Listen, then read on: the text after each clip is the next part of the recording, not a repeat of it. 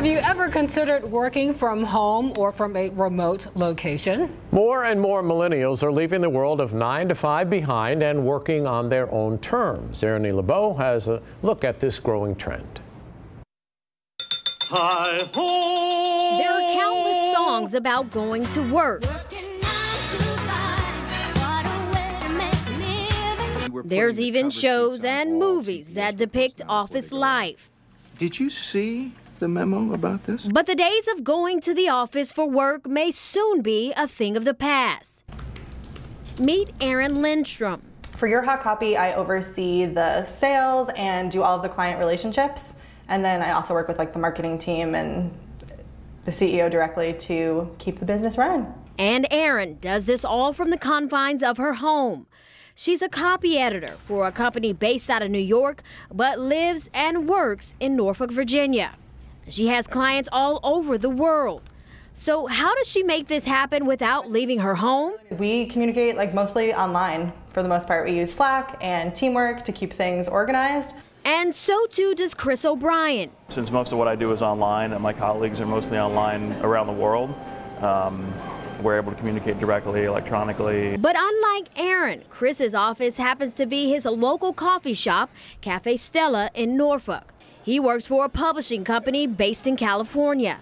And he actually pitched the idea of working remotely to his boss. I said, I'd really like to move back home to Norfolk and be closer to my family and friends and everything down there. And they said, if we trust you to go ahead and work remotely. Chris and Erin are among a growing number of people making the idea of working remotely a reality. There are jobs to be done out there, but we don't need to be in an office to do them. And so you really can create the life you want to lead, using your gifts and the internet. Well, take, for instance, this program that people can apply for called Remote Year. It allows people to work from destinations around the world for a year, and these people are called remotes. Quentin Kidd with the Watson Center for Public Policy at Christopher Newport University says this is a growing trend among millennials. Millennials would be just as comfortable working from home or working remotely as they would be working in a physical location. The center did a statewide study on millennials and what they want in their lives and the communities they live in. He says because millennials have grown up in a mobile age and come out of college accustomed to online learning. They're used to the idea of being less structured, less physically location bound. Employers are going to have to get used to the idea of flexible scheduling. What's going to ultimately have to change is how people are clocked in terms of their work. So how are they compensated?